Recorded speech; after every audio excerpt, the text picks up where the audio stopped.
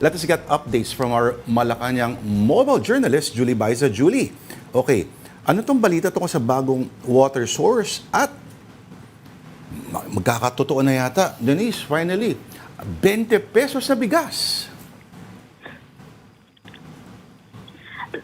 Yes, Lord Denise. Oo nga, 40 bilyong Pinoy daw sa bansa yung wala pa rin access sa formal water supply o maayos na mapagkukunan ng maiinom na tubig.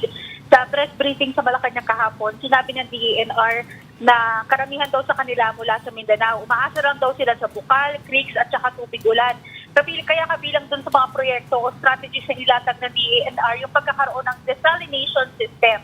Yan yung conversion ng tubig dagat para maging fresh water. Yung bawat desalination plant, maaaring makapag-supply ng hanggang 500 pamilya. Nasa 5 hanggang 8 milyong piso yung kailangan pondo para dyan. Pero posible daw kunin mula sa pondo ng gobyerno, loans at saka bond. Sa sandaling magkaroon na nga ng sapat na pondo, 1 buwan lamang daw yung kailangan sa pagtatayo niyan. Samantala, yes Lord, sinabi ng National Irrigation Authority na nagbebenta na ng 20 pesos kada kilo ng bigas, pero sa kadiwa sa NIA sa Region 5. Yan ay para sa mga 4Ps beneficiaries, senior citizens at saka PWD. Pero sa darating na August daw, asahan din daw yung 29 pesos kada kilo na bigas sa mga kadiwa market dito sa Metro Manila. 100 milyong kilong bigas daw yung ibebenta mula sa NIA. Ngayong tanghali naman, Denise Lord, nagsanib puwersa ang Partido Federal ng Pilipinas at Lakas CMD para sa darating naman na 2025 elections. Pinangunahan ni Pangulong Bongbong Marcos yung alliance signing sa Makati City. Bukod sa Pangulo, present sa signing sina Lakas CMD Party President House Speaker Martin Romualdez, Lakas CMD Chairman Emeritus Congresswoman Gloria Macapagal Arroyo, at saka si PFP National President Governor Jun Tamayo.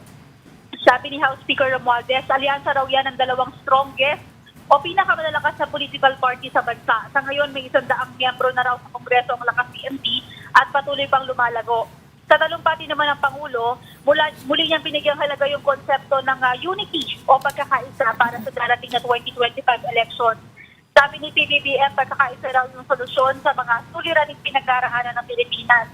Binilda rin niya na dahil nagkakaisa yung mga opisyal ng pamahalaan, marami na raw pagbabago na nagawa at naitulong sa ilalim ng kanyang administrasyon sa ngayon.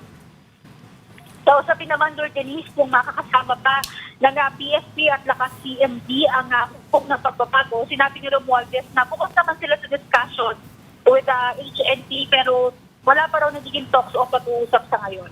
Lord Denise? Or PDP laban. Okay, maraming salamat sa oras mo. Mobile Journal, Julie Baiza.